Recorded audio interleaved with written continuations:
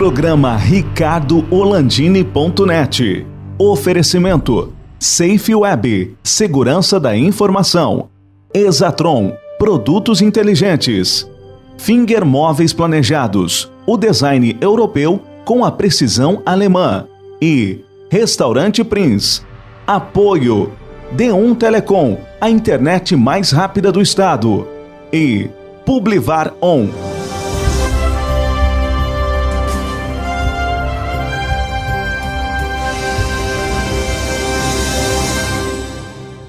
Alô amigos, estamos começando mais um programa RicardoOrlandini.net. Nosso convidado de hoje é um homem que tem uma história na área da comunicação, mas principalmente na área de opinião. Opiniões firmes, sempre no mesmo sentido, não ficou em cima do muro, e um cara que desnudou-se, pode dizer assim, a cortina sobre aquele mito de Cuba e a companheirada toda ligada aos partidos comunistas e socialistas de todo o país. Falo de Percival Pogina, daqui a pouquinho estamos falando com ele. Olá, eu sou a Flávia Vieira, Life Coach, e venho trazer para vocês hoje algumas dicas sobre o processo de coach que está fazendo a diferença na vida de muitos clientes. E hoje nós vamos trabalhar com uma ferramenta que está fazendo a diferença na vida de muita gente aí, que seria a ferramenta de foco na solução. O foco na solução, muitas vezes as pessoas perguntam, direcionam-se, totalmente para o foco do problema ou direcionam-se totalmente para o foco da solução. Quando eu tenho um direcionamento para o foco do problema, eu pergunto, o que deu errado? Por que é um problema? O que causou esse problema? O que você está fazendo para que isso realmente seja um problema? Mediante isso, eu começo a minimizar a minha criatividade, eu começo a bloquear as minhas ações e automaticamente o medo toma conta, porque isso é um problema. No momento que eu foco na solução, eu tenho uma pergunta muito importante. O que você quer? O que você precisa fazer para mudar isso de verdade? O que você precisa para poder chegar no objetivo que deseja com mais clareza e objetividade? Eu foco na solução com perguntas positivas. Diante disso, eu tenho uma criatividade positiva. Eu tenho ações positivas. Eu tenho uma mente positiva. E quando eu tenho isso, eu tenho uma coisa muito importante, que é a coragem que toma conta para que eu possa mudar com muita clareza e realização para chegar no objetivo que eu desejo.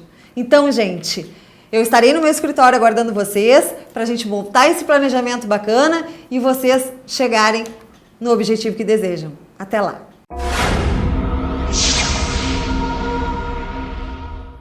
Auto Center Pedroso, uma oficina completa para cuidar do seu carro. Manutenção corretiva e preventiva para veículos e utilitários de todas as marcas nacionais e importados. Com profissionais qualificados, equipamentos atualizados e atendimento personalizado. Faça uma revisão completa. Comprove a eficiência e a qualidade dos nossos serviços. Auto Center Pedroso. Tradição, confiança e proteção você encontra aqui.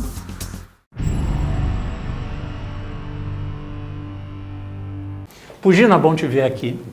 Há tempo, prazer, nos encontramos lá no Prins, E eu estou para te convidar para vir no programa para nós falar um pouquinho sobre a história do que aconteceu no país nos últimos anos. Perdemos o caminho, o país se tornou não sei bem o que, uma republiqueta de bananas realmente. Podemos dizer isso abertamente, só que tu alertava isso há muito tempo que isso ia acontecer e aconteceu. E estamos pagando a conta até hoje disso aí. Se destruiu com a economia do país, valores sociais, uma série de valores. E se alguém ainda pergunta o que elegeu Jair Bolsonaro, foi isso aí. Não foi o Bolsonaro que se elegeu, foi essa turma toda que elegeu o Bolsonaro. Estou errado, Pogina? Não, estás muito certo. Nós vivemos no ano de 2018 uma virada de página na história do Brasil por reação da sociedade democraticamente pelo exercício do direito de voto, manifestando-se esta sociedade na urna contra tudo e contra todos. Porque a vitória do Jair Bolsonaro se deu contra os grandes meios de comunicação, todas as forças políticas organizadas do país em partidos políticos, porque o partido dele era nanico. Zero? Zero, tinha um deputado federal, coligado com um partido menor ainda, sem tempo de televisão, sem dinheiro. 7 segundos. De televisão, 7 segundos de televisão, tendo contra si permanentemente, durante a campanha eleitoral, toda a possibilidade de manobra, de tempo de comunicação, todas as metralhadoras giratórias dos seus adversários, poderosos meios de comunicação, difundindo a ideia de que o Lula, se candidato, era o presidente da República, jamais dizendo que a candidatura de Lula, levada até o último momento, da última possibilidade, foi a última fraude de Lula na política brasileira. Aquilo era fraude também, mas isto aconteceu e nunca foi contado desta maneira, o quanto aquilo fraudou o processo eleitoral. Inclusive o PSE está pedindo dinheiro de volta, pedindo dinheiro de volta. Do fundo partidário. Usaram os recursos nossos da sociedade para aquela fraude. O que já é uma excrescência, o volume de dinheiro que vai só para os que estão em cargos públicos. Quem não está no cargo... Se o Pugina ou o Orlandini são candidatos, eles não recebem o fundo. Estamos fora. Por que isso?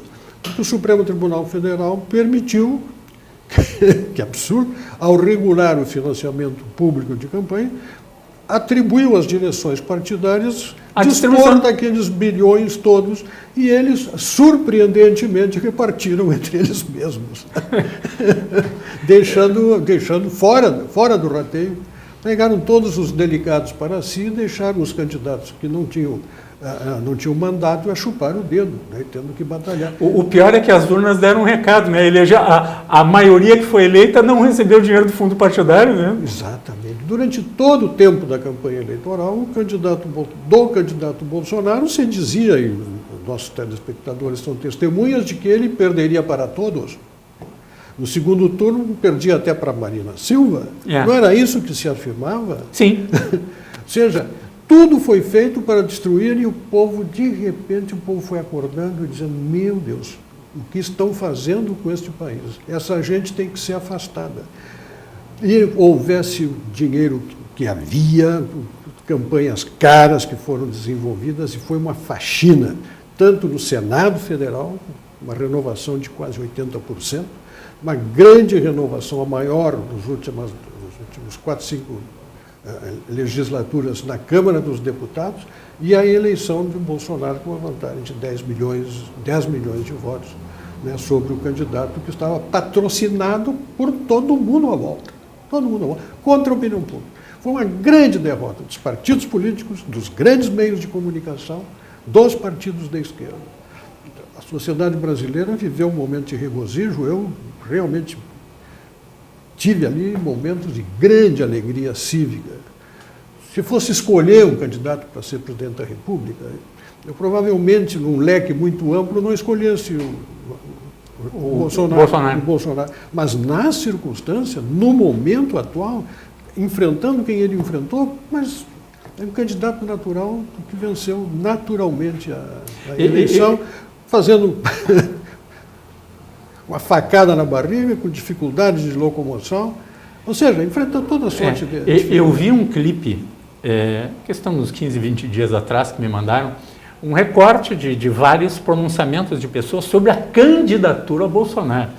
Do Lula até Alckmin, de todos os lados, né? Todo mundo falando que ele não ia se eleger de jeito nenhum, inclusive grandes colegas nossos da comunicação dizendo que ele não se elegia nem para síndico da porteiro de edifício.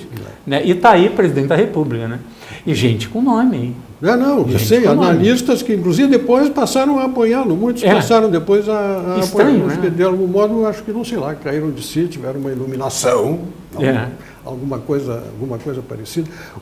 Veja bem, o Geraldo Alckmin imaginou que fosse repetir pela 7ª vez aquela operação de pegar todos os votos não petistas e fazer convergir para o PSDB.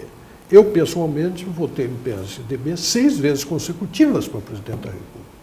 E eu não sou de centro-esquerda, eu não sou tucano, não sou social-democrata, mas entre isto e o PT, eu acabava votando. E o Alckmin achou que ia repetir esta jogada. Reuniu um leque de 9 partidos políticos, cujas bancadas na Câmara dos Deputados representavam mais da metade, era 240, 250 deputados federais, não tenho o número na cabeça, mas era mais da metade do plenário. E chegou em 4%. 4%. Atacando o Bolsonaro, em vez de se perguntar, agora vejam bem, o que este senhor está dizendo que as pessoas vão atrás dele? Esta era a pergunta inteligente que os demais candidatos deveriam fazer. Mas eram incapazes de perceber que o Brasil cansou da conversa fiada, que o Brasil cansou deste lero-lero esquerdista, cansou das soluções estatistas, cansou da depravação das práticas políticas, cansou do comportamento que invade a intimidade das crianças em sala de aula, cansou do que acontece na universidade brasileira, cansou da doutrinação, cansou do jornalismo que se faz no Brasil através dos grandes veículos. E a força das redes sociais é um alerta para a imprensa que nós temos, a imprensa formal, poderosa que temos no Brasil. Tem que aprender, tem coisas muito erradas acontecendo com o jornalismo brasileiro, para mal da democracia brasileira. Grandes grupos financiados com dinheiro público de publicidade e que são grupos que têm na sua mão institutos de pesquisa e a pesquisa dava para outro lado, tá? Só acusavam o candidato Bolsonaro e agora já eleito continua acusando e sabe que uma das ações do Bolsonaro é cortar a mídia para esses grandes grupos, né? Ele vai usar esse dinheiro para outras coisas e divulgar ações reais de governo e não propaganda política partidária. Fazendo aquilo que se espera. O povo brasileiro cansou do STF, cansou da mentalidade jurídica que preside o direito brasileiro. O povo se deu conta de o quanto isto favorece a criminalidade, o quanto o modo como se trata estas questões de segurança pública no Brasil está equivocado, esse coitadismo que preserva o bandido, que trata de soltá-lo o mais rapidamente possível. O povo brasileiro cansou desta luta pelos tais direitos humanos, os defensores dos direitos humanos, que defendem meras reivindicações de grupos de interesse e os apresentam e os defendem como se direitos humanos fossem, quando na verdade são reivindicações que só conseguem se concretizar através da ofensa e da agressão a direitos reais dos outros. Exemplo, aborto, a defesa do aborto, direito da mulher a abortar, só se realiza contra o direito à vida do feto. O direito do sem terra, que invade uma propriedade, só se efetiva através da agressão ao direito de propriedade legítima do proprietário daquela terra. O direito das leis de cotas só se realiza contra o direito de entrar daquele que fez nota melhor. E por aí nós vamos. O direito do preso à sua liberdade, aliás, o direito do preso a cumprir a sua pena num ambiente bom, é posto à rua. O direito de ser posto em liberdade, porque o presídio proporciona más condições, só se realiza contra a nossa segurança. Pugina, vamos ter que fazer um rápido intervalo e já voltamos aqui para falar um pouco mais desse país conturbado que parece que saímos do túnel, acordou e parece que tem um sol no horizonte. Nós já voltamos.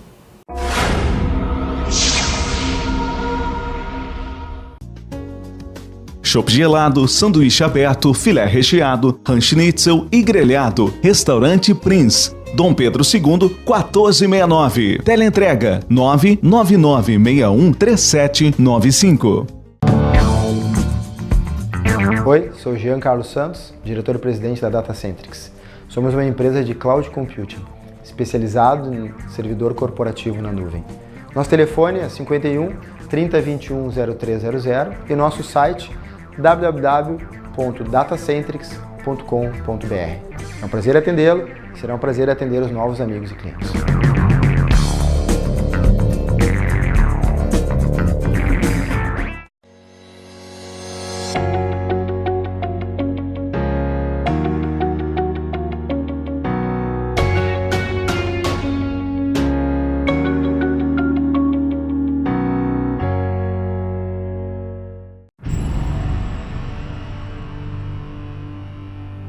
Voltamos com o programa RicardoOrlandini.net com as imagens do Lower Third Roberto Aguiar. Ele vai dar esse Lower Third qualquer dia. Desde 2007 comigo e vive se queixando, Pugino. Mas ele não faz o bannerzinho dele, o Lower Third, para botar aqui. Percival Pugino, ok. Ricardo Orlandini, ok. Agape Vídeo, não faz. Não faz, eu vou dizendo. Mas vive reclamando. Chora, manda bilhetinho, bota no Facebook, vive reclamando. Gente boa. Gente boa. Mas o Pugina, o país parece que está mudando, pelo menos desse lado. Nós tivemos uma revolução no país. Quem esperava que os militares fossem dar um golpe, quebraram a cara. Quem deu esse golpe foi o eleitor. O eleitor, através do voto, do legítimo voto, elegeu alguém que o outro lado criou. Eu comecei a perceber que tinha alguma coisa errada quando, em junho ou julho de 2018, eu passava ali perto do aeroporto e vi uma multidão. Eu disse, o que é isso? O que está acontecendo? Está chegando algum time de futebol? Ganhamos alguma coisa? É o Inter? É o Grêmio? O que está acontecendo? Daqui a pouco eu ligo o rádio. Não, era o Bolsonaro chegando a Porto Alegre. Imagina. Só que ninguém falava disso até aquele momento. As redes sociais bombando, o nosso deputado federal eleito Bibo Nunes virou esse fenômeno, 92 mil e poucos votos, eleito um dos mais votados deputados federais do país, na sigla do PSL, o novo partido do Bolsonaro, porque o Bolsonaro também disse que partido para ele teve, em quantos partidos ele teve? Vários, né? Sim, mas também olha para os partidos, né? Olha os partidos que ele teve. E olha para os partidos tradicionais que tem aí, não podem ter um Bolsonaro mesmo. Olha as pautas bombas que estão sendo largadas pelo Congresso nestes dias, né? Isso é uma prova de que há uma mentalidade que tem que ser varrida, e uma boa varredura foi feita agora. E essa varredura tem que continuar, porque... Nas eleições municipais agora. Nas eleições municipais, tem que continuar esta faxina. A sociedade tem que ter paciência, tem que compreender que o país vive um momento muito difícil, não vai acontecer um milagre no dia da posse do presidente, o milagre foi um milagre eleitoral, o milagre foi a vitória de uma corrente política que se opõe àquilo que vinha degradando a sociedade brasileira, as práticas, tornando o Brasil um país constrangedor, que muita gente jovem que está nos ouvindo não sabe de algo que nós sabemos. O Brasil já foi muito melhor do que isso. Sim. Já se viveu muito melhor, o Brasil já foi um país muito mais seguro. Era um país para onde as pessoas queriam vir e vinham. E vinham. Hoje é um país de onde as pessoas querem sair e saem. E isto foi produto destes que comandam o Brasil desde a Constituição de 1988. Na verdade, desde 1985. Eles construíram este país, eles fizeram aquela Constituição, tiveram maioria para fazer a Constituição que hoje se revela absolutamente protetora da criminalidade, defensora dos bandidos, geradora da nossa insegurança, patrocinadora dos corporativismos, né, que tanto sugam a sociedade brasileira.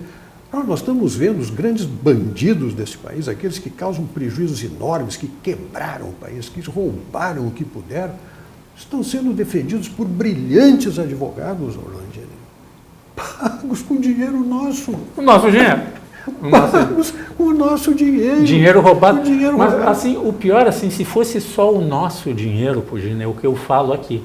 Nós somos, vamos lá, entre aspas, uns privilegiados na sociedade. Nós vivemos um pouco melhor, tá? Mas eles roubam.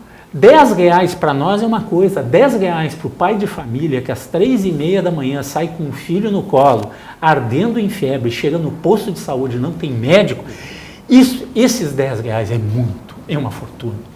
Tá? E tem aí os barões do direito criminal que estão intensa atividade, que entram no Supremo pela porta que querem, pela porta da frente, pela porta dos fundos. E soltam quem querem, quando soltam querem. quem querem, quando querem, né, sustentados e pagos por nós. Na minha opinião, corrupto, alguém condenado de corrupção tinha que ser defendido pela Defensoria Pública. É o direito básico. Isso aí. Direito básico. É o SUS. Como é que vai usar o dinheiro do roubo para se defender? Ok, vai para o SUS. Vai para o SUS.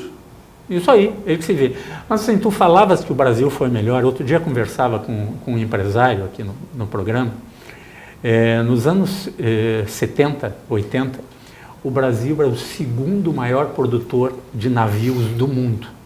O segundo maior estaleiro, fabricante de navios. Nós tivemos aqui um estaleiro só. Os estaleiros no Brasil, indústria Vilares, que fazia motores enormes, gigantescos para grandes petroleiros, foi desmantelado pelos governos pós-64. E uma aceleração muito grande no início do governo Lula. Logo em seguida começaram a importar aquelas grandes, de países companheiros, nossas, aquelas grandes obras, todas da Petrobras, pagas com dinheiro e plataformas produzidas no exterior. Que facilidade que ficou para roubar na Petrobras, né? Uma loucura, eles brigavam por essas diretorias. E nós acabamos com uma grande indústria naval que tinha no Brasil. E outras que também foram embora daqui. Trazer isso de volta vai ser um trabalho muito grande para o nosso novo presidente. O Brasil perdeu muito, muito. Olha, um mau governo causa mais prejuízo que um governo desonesto. O governo desonesto faz um arraso, porque montaram redes de corrupção que hoje, em qualquer lugar que mexer, tem rolo. Quando pararem de roubar, esse país vai dar um salto. Só isso já empurra o PIB para cima. Quem está na oposição não está de maneira nenhuma obrigado a votar contra tudo aquilo que o governo apresenta. Como, por exemplo, a gente sabe que alguns partidos políticos farão. E fazem isso sempre. Eles são contra o governo, eles querem que o governo se dê mal, eles querem que o governo quebre a cara. Então, há partidos políticos aqui no Rio Grande do Sul que farão isso. Mas haver perdido a eleição e estar na oposição não é um alvará para que uma consciência bem formada o autorize a fazer qualquer coisa. Ele tem as mesmas responsabilidades que tem o governo, as mesmas, na minha avaliação, em relação ao bem do país. Não pode sair a votar contra qualquer coisa simplesmente porque vem do lado de lá, porque eu quero derrotá-lo. Isto acaba derrotando o Estado, acaba derrotando o cidadão, acaba derrotando, causando prejuízo. Nós vimos isso acontecer muitas vezes, né? E dos dois lados, não é só com a esquerda, não. Muitas vezes aqui, um partido que estava no governo fazia oposição, defendia teses e quando passou para a oposição, passou a defender o oposto. Me dói muito, Pugina, como eventualmente cada um tem a sua dor, mas deve doer em ti alguns partidos nossos tradicionais, mais de centro-direita, que é o nosso campo de pensamento, terem se aliado ao governo Dilma e Lula, por exemplo. Isso dói muito, né?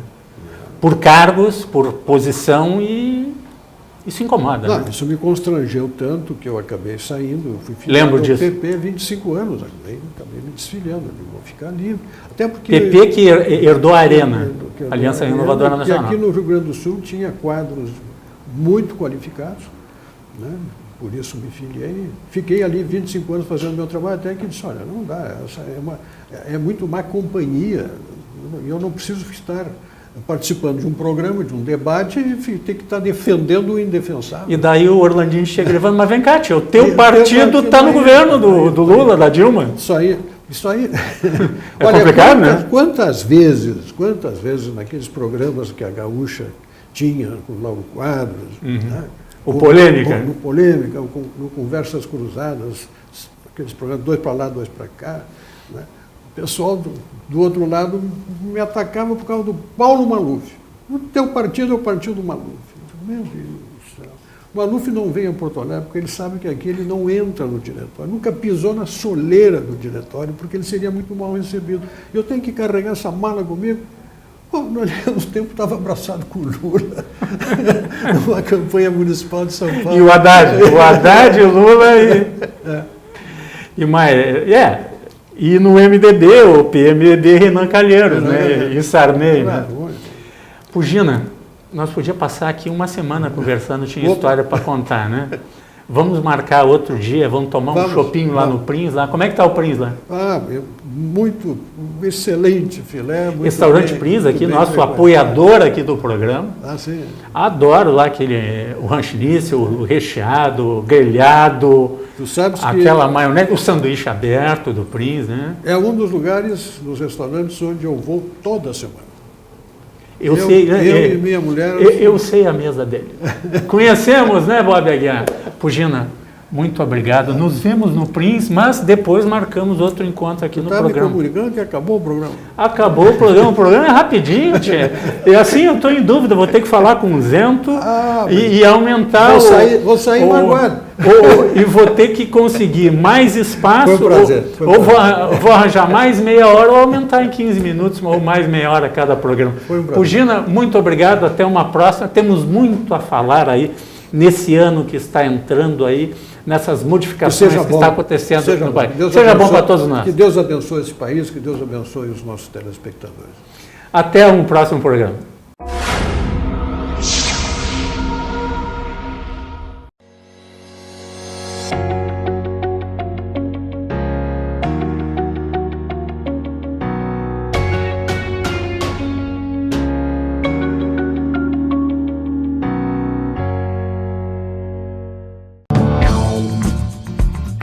Oi, sou Jean Carlos Santos, diretor-presidente da Datacentrix. Somos uma empresa de cloud computing, especializado em servidor corporativo na nuvem. Nosso telefone é 51 3021 0300 e nosso site www.datacentrix.com.br. É um prazer atendê-lo e será um prazer atender os novos amigos e clientes.